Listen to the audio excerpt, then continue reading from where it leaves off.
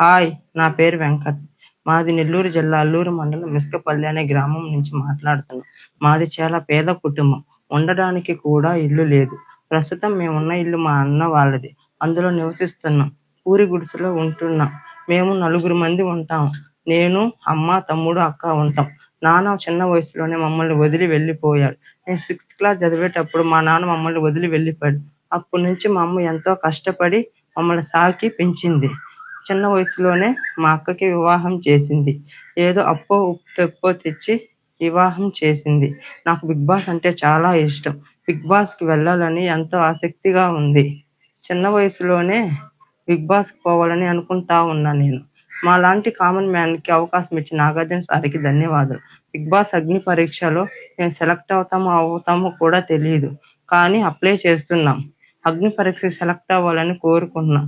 1, 2 నుంచి 9 సీజన్స్ దాకా